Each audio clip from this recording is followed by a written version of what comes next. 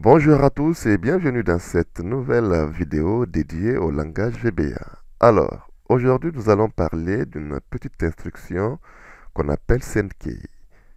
SendKey est une méthode dans VBA, d'accord, utilisée pour envoyer ou simuler des frappes à la fenêtre active afin qu'après que nous puissions travailler manuellement dans le classeur.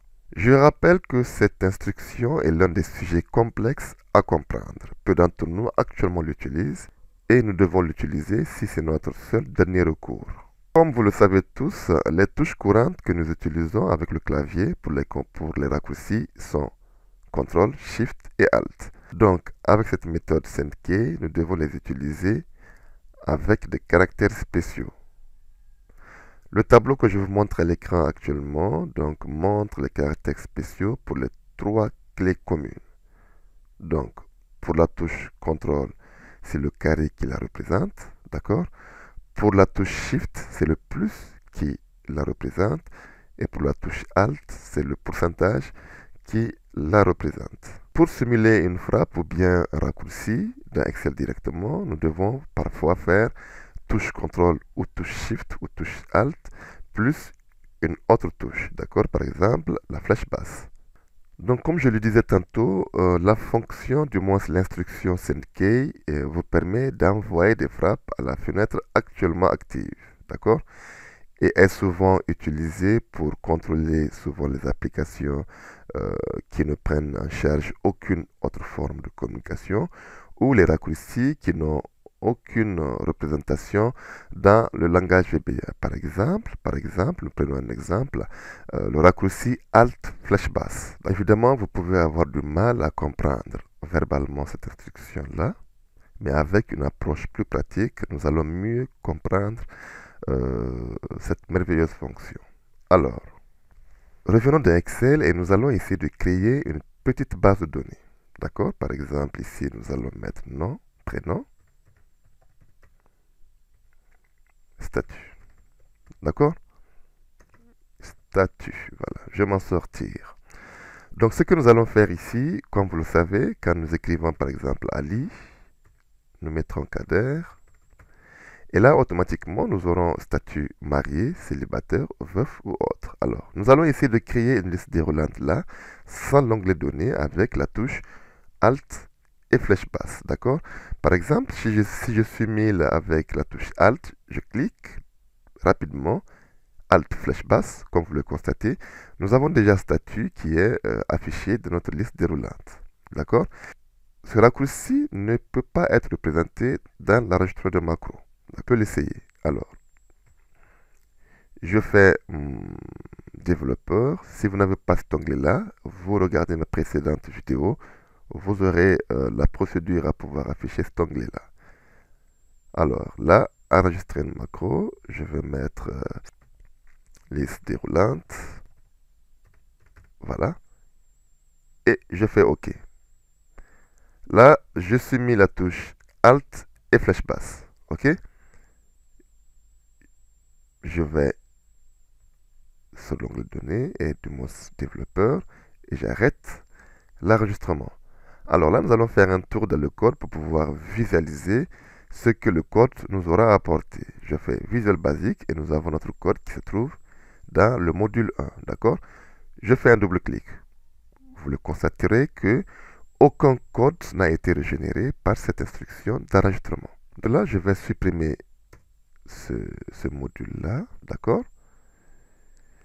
Supprimer le module et je dirai non. Alors, comme je vais travailler de la feuille 1, je vais double-cliquer sur cette feuille-là. Je déroule cette liste déroulante et je choisis Worksheet. D'accord? Évidemment, cet événement me convient parce que c'est à la sélection de la cellule que j'aimerais apporter un changement.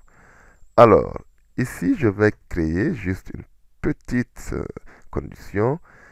Si target, je m'en sortir, hein, point colonne, d'accord? C'est-à-dire si la colonne sur laquelle j'agis est égale à 3, donc la colonne C, et que, évidemment, target, point compte, et que les cellules que je sélectionne soient forcément est égale à 1, c'est-à-dire une seule cellule, ça veut dire que si je choisis deux cellules, ça ne marchera pas. D'accord? And if. Ne l'oubliez pas. Ensuite, si ce même trajet-là, target, est égal à guillemets, là, c'est-à-dire que si je choisis, je sélectionne la cellule de la colonne C, si cette cellule-là est vide, en ce moment, j'aimerais afficher cette liste déroulante. Mais s'il y a déjà à l'intérieur du contenu, cette instruction ne doit pas être active. D'accord? Donc, je mets un then. Excusez-moi, je vais m'en sortir. Je mettrai le if là. D'accord? Et je mets then.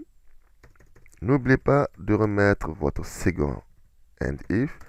Alors là, nous allons travailler directement dans la touche send key. D'accord? J'écris send et je mets case. Alors, il me demande string. String veut dire quoi? Tout simplement, là, il me dit de lui apporter la clé. D'accord?